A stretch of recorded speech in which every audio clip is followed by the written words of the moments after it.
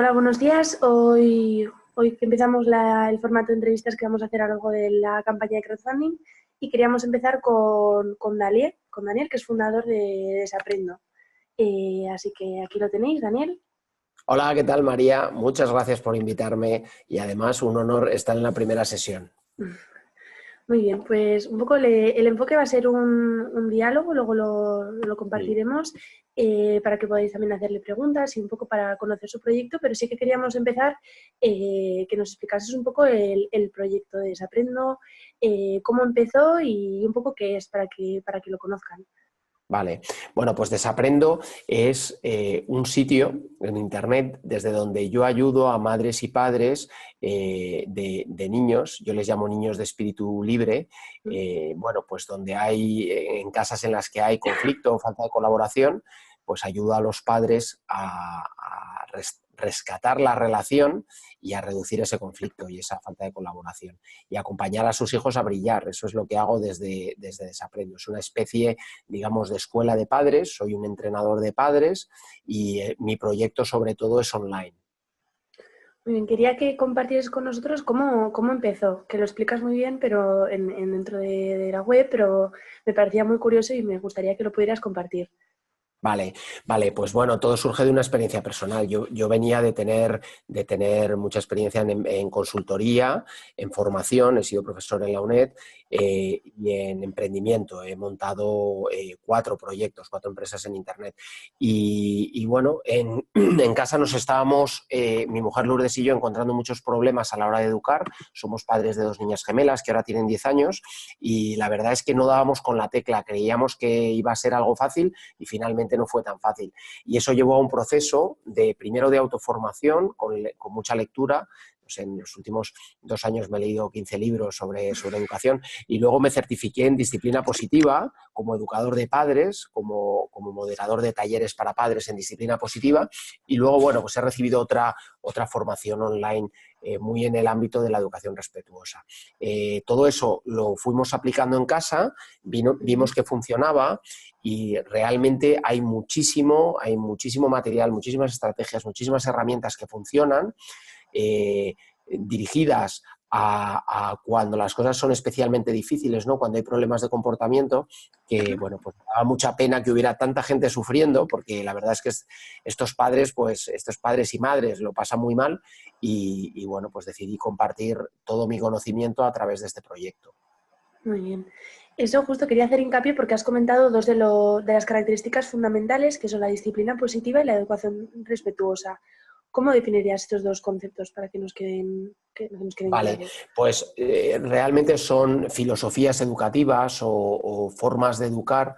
Las dos coinciden en que la base fundamental es el respeto, ¿no? Es el respeto mutuo entre tú como padre, madre y tu hijo. Ese respeto no solo de tu hijo hacia ti, pero también tú hacia tu hijo. Por otra parte, se basa en dar a tu hijo la responsabilidad, ¿no? No quitarle la responsabilidad a través de los premios y los castigos, sino dejar a tu hijo que experimente para que de ahí venga el aprendizaje. No es una forma de educar permisiva, a veces se acusa de permisividad y es realmente porque no se entiende, ¿no? Es una forma de educar en la que hay firmeza, pero firmeza con cariño, con amor, ¿no? Entonces hay límites, se establecen límites, pero de manera empática, se huye del modelo autoritario, pero también se huye del modelo permisivo, que ambos generan muchos Un punto problemas. medio, ¿no? Entre ambos. Ni una figura Exacto. autoritaria ni tampoco un todo vale. Eso, exacto, sí, sí, sí. Entonces, bueno, pues ese es, digamos, el marco. Y luego hay muchas herramientas específicas, o sea, hay unos valores de cómo te relacionas y cómo es la relación y luego hay herramientas específicas para trabajar. Muy bien. Aquí quería un poco hacer hincapié en el punto de inflexión, en tu Sí. caso personal, o sea, qué fue lo que provocó un poco, en qué momento decidiste este cambio en la forma de educar con tus dos Bueno, hijos. pues el cambio vino de la mano de que lo que estábamos utilizando no funcionaba, no, no funcionaban los gritos, no funcionaban los castigos. Los premios tampoco los utilizábamos en casa porque teníamos claro que es un arma de doble filo, pero realmente estábamos viendo que con los castigos el comportamiento estaba empeorando y no estábamos logrando nada. Sí, y bueno, cayó en mis manos un libro de Jane Nelsen, Educar con firmeza y cariño, que es como la Biblia de la disciplina positiva, y conectó muchísimo conmigo, conectó con todo lo que yo sentía de cómo se debía educar, ¿no? Puso palabras, puso herramientas y a partir de ahí, bueno, pues fue profundizar en el descubrimiento. También el descubrir que existe un perfil de niños que son pues más rebeldes, más independientes, más persistentes, que no aceptan tan fácilmente la autoridad, tienen dificultades con las transiciones. Ese perfil de niños que hay psicólogos que les llaman pues, niños de perfil desafiante, yo les llamo niños de espíritu libre, me gusta mucho más el término, mucho más positivo, que son niños con muchísimo potencial, pero hay que saberlos llevar de una determinada manera. Y con estos niños, si aplicas el sistema tradicional autoritario o el sistema permisivo, pues se crean muchísimos problemas. Totalmente. Ahí también un poco hablabas ahora de un libro, entonces sí que queríamos, un poco como tu comienzo fue más autodidacta y empezar a formarte poco a poco, para Sí. padres y madres que quieran empezar a formarse en estas áreas, recomiendas muchas personas y bueno, distintas referencias que has tenido tú. Aquí sería un poco, si pudieras compartirte un poco por dónde crees que se tiene que empezar a la hora de formarse, un poco desde tu experiencia. Vale, pues en mi experiencia tenemos que evitar poner el foco en los niños, ¿no? Me preguntan muchos padres y muchas madres, ¿cómo puedo cambiar a mi hijo? ¿Cómo puedo hacer que se porte bien? ¿Cómo puedo hacer que me obedezca? ¿No? ¿Cómo puedo hacer que haga lo que yo quiero? Y entonces, lo primero que yo digo siempre, citando a Marisa Moya, que es una referencia de disciplina positiva en España, es que en lugar de poner el foco en el niño, que se dé la vuelta al foco y que el foco lo pongas en ti mismo, ¿no? en los padres. Porque lo primero que hay que hacer, o sea, el comienzo del camino es la toma de conciencia, ¿no? De lo que significa ser padre.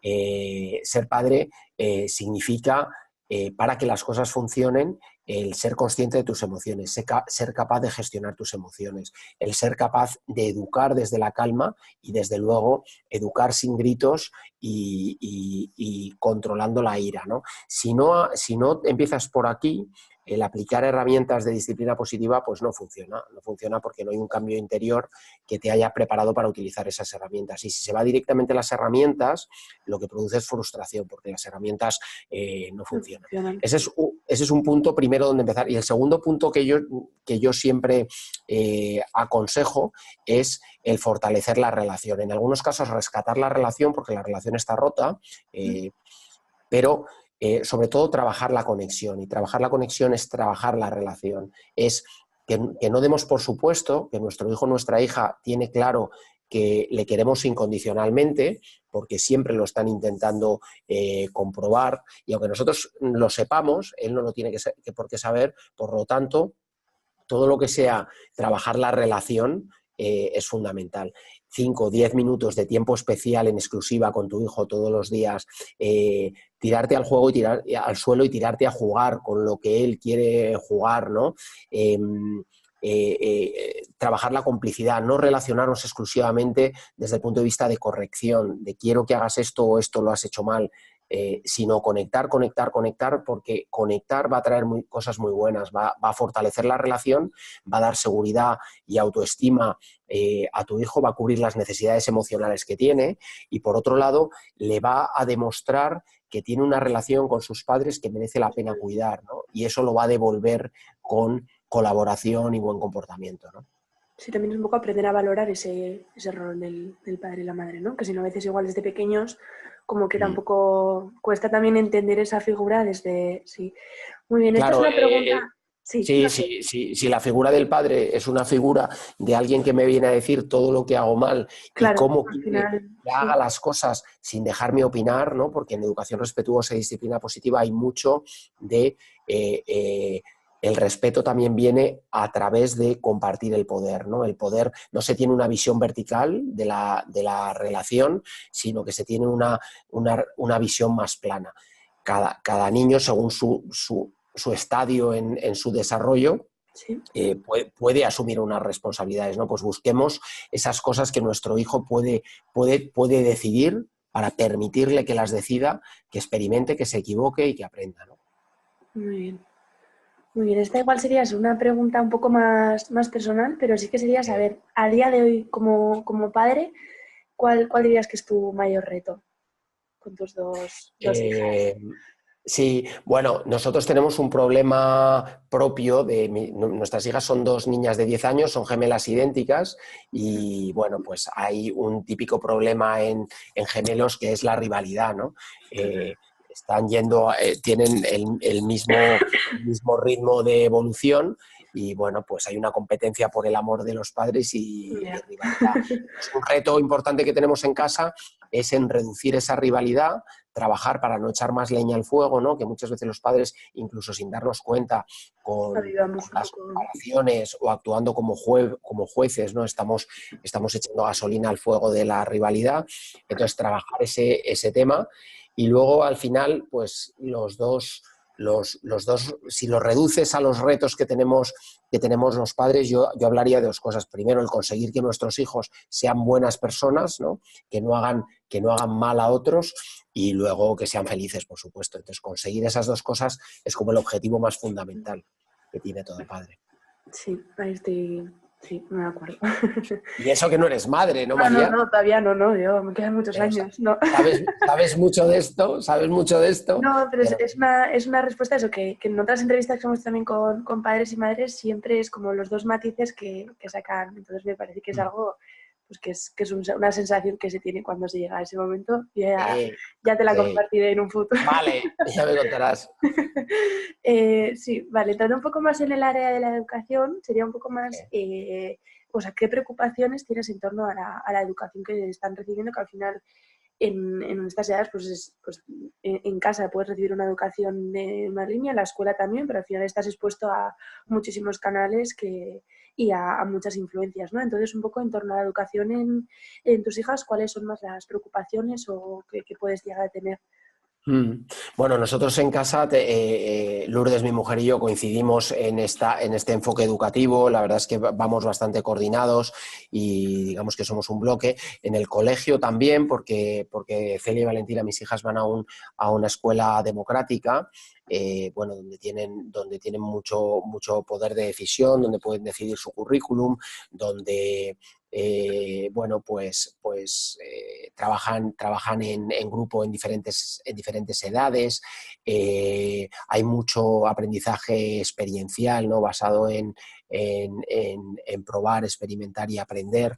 Entonces estamos muy en línea.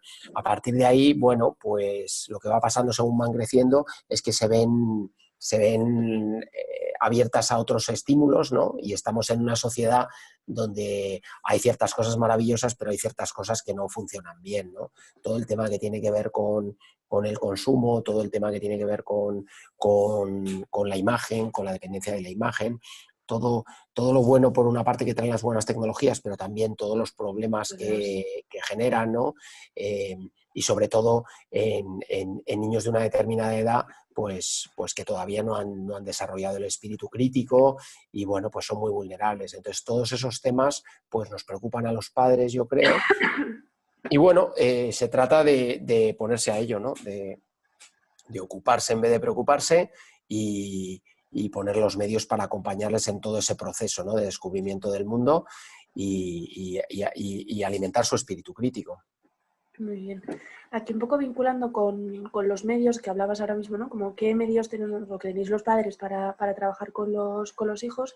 Nosotros un poco sí que creíamos que el juego al final siempre es una muy buena herramienta de trabajo. Quería saber un poco tu opinión acerca de eso, de utilizar el juego como herramienta educativa. Sí, totalmente de acuerdo bueno, sé que al final en el mundo de IAM el juego es una pieza fundamental, igual que, bueno, pues que yo defiendo desde Desaprendo. Al final el juego ha estado o está muy restringido en nuestra sociedad. Los espacios para juego a los niños se les han restringido enormemente comparado con generaciones anteriores. Los espacios físicos para el juego, ¿no? Y sobre todo el contacto con la naturaleza en niños que viven en entornos urbanos, pero también los tiempos de juego en los colegios se han restringido, y muchas veces la sobreprotección de los padres hace que el juego no sea juego libre, sino muchas veces acabe estando supervisado por un adulto, y bueno, pues muy restringido. Al final, el juego es una herramienta fundamental, como vosotros bien sabéis, para el aprendizaje.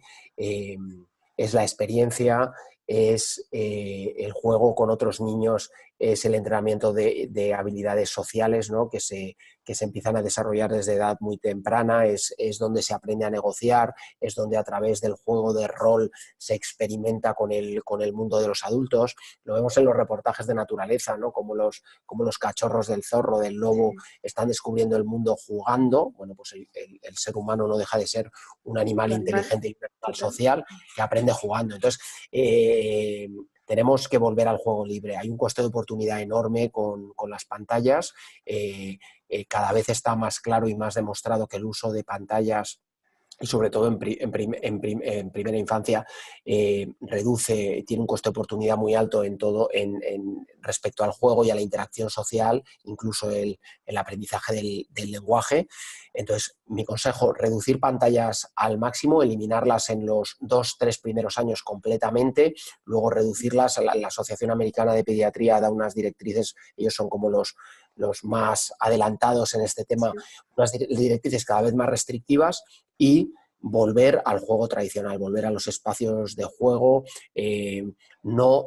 Ahora que estamos en Navidades, no saturemos a los niños de juguetes. Los niños tienen que tener pocos juguetes, que los cuiden, que los valoren.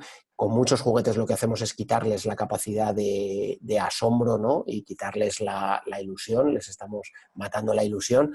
Entonces, pocos juguetes bien elegidos, que realmente generen un sentimiento de apego con ellos y que practiquen el aprendizaje jugando. Muy bien. Muy bien, yo creo que has dado muchas pautas que, especialmente Sí, ahora para la época a la que venimos, creo que estás soltando muchas píldoras muy interesantes.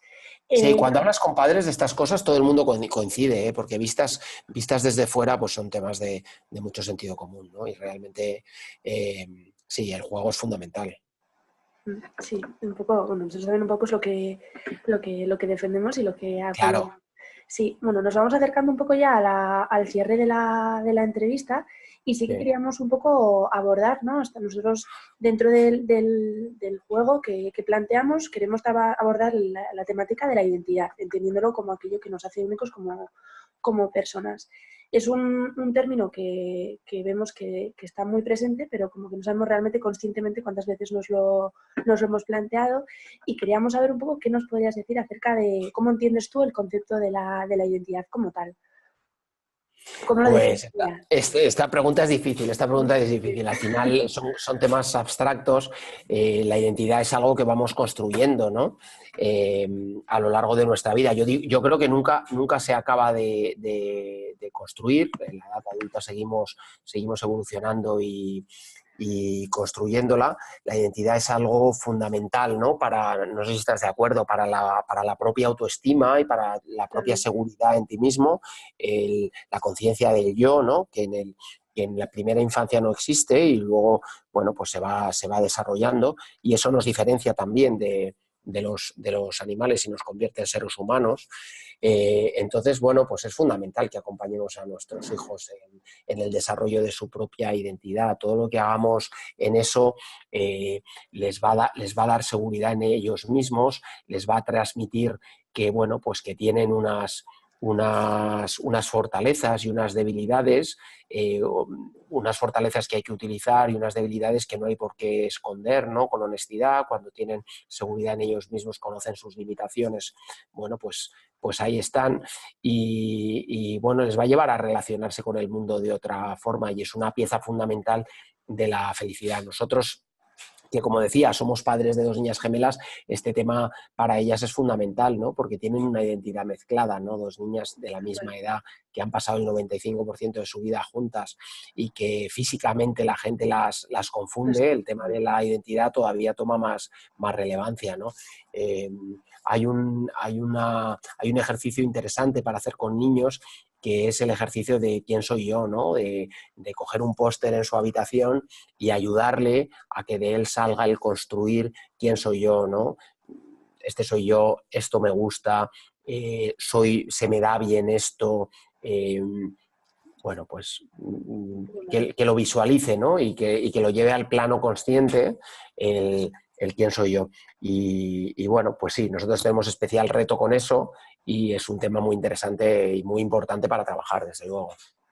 Muy bien. Pues bueno, pues muchas gracias. Ya eso, como adelantaba, ya esta es la última pregunta. Bueno, antes de cerrar, quería agradecerte el haber compartido este momento con nosotros y bueno, creo que ha sido muy interesante y como primera entrevista, pues que creo que, bueno, me voy muy contenta porque creo que hemos dado un enfoque mucho más global, pero creo que con muchas pautas que pueden ser súper interesantes. Y bueno, no sé si antes de lanzarte te lanzo la última pregunta y luego si quieres hacer algún cierre, eso ya formato libre. Pero Formato sí libre. queríamos un poco, hablando de lo que es volviendo a la identidad, que nos damos cuenta, como hablamos, qué objetos representan nuestra identidad. Esto sí que es algo sería saber cuál sería el objeto que crees que representa tu propia identidad. Y aquí sí que, no me quiero, o sea, es un poco como que hay un único limitante, ¿no? A la hora para tampoco sesgar tu pregunta, pero que muchas veces la respuesta del DNI es lo que nos han impuesto, ¿no? Que es el carnet de identidad, porque es lo que nos han dicho que es lo que te define como identidad. Pero si hablamos más del concepto de identidad, de un poco lo que hemos estado hablando, ¿cuál sería ese objeto que crees que te representa a ti, Daniel? Vale. Sí, el DNI al final es el objeto, el documento que certifica que eres tú, que eres único y que, pues sí, todos somos diferentes. En educación es muy importante también tener claro que cada niño es diferente y cada uno de nuestros hijos es diferente y vamos a tener que trabajar con él de forma distinta. Y en mi caso, buscando una referencia de un objeto, yo te diría que el objeto es la montaña. La montaña como símbolo de la naturaleza con la cual conecto, es el lugar donde más conecto conmigo mismo, como símbolo del reto y de la superación, ¿no? Porque llegar arriba no es fácil y supone sacrificio y a mí los retos me han demostrado en la vida que merecen la pena enfrentarse. Y luego me gusta también de la montaña la parte de la libertad que supone, es un entorno libre, es un entorno salvaje y es un entorno de soledad y un entorno de silencio. El silencio en mi vida es fundamental. Según vas cumpliendo años te vas dando cuenta la importancia que tiene. Yo esto lo uno también mucho con la transformación que ha supuesto en mí la meditación a nivel personal y como padre, ¿no? Como herramienta muy buena para ese trabajo interior de educar desde la calma del que hablábamos antes. Entonces, bueno, pues la montaña reúne todas estas características, por lo tanto, mi identidad, la montaña. La montaña, totalmente. Pues bueno, pues muchísimas gracias por compartir con nosotros este momento. Como decía, la verdad que es una pregunta que creo que es muy complicada y creo que las tengo un enfoque que me gusta mucho, así que lo compartiremos también, a ver qué respuestas conseguimos. Vale. Y esto es todo, agradecerte y nada, que os invito a que podáis conocer su proyecto, la verdad que es súper interesante y nada, que espero que sigamos cerca para poder seguir compartiendo un poco, pues, o que sigas por ahora compartiendo tu experiencia con nosotros y con nosotras. Fenomenal, fenomenal. Pues ahí en desaprendo.com muchos contenidos relacionados con educación cuando las cosas son especialmente difíciles, con ese enfoque y encantado de haber participado. Me encanta vuestro proyecto, creo que como concepto es un tema fundamental a trabajar y lo habéis planteado muy bien. Os deseo toda la suerte en esta campaña de crowdfunding que estáis lanzando ahora y seguro que os va a ir muy bien. Y luego la pata social del proyecto, ¿no? Y y vuestra colaboración con India, que es un país y son gentes que lo necesitan, pues me parece fantástico. Yo creo que está todo muy bien hilado. O sea, que os va a ir bien, María. A ver, sí. Esperamos que sí. Bueno. Pues nada, muchísimas gracias y bueno, nos vemos la siguiente semana. Fenomenal, María. Un beso. Vale. Adiós.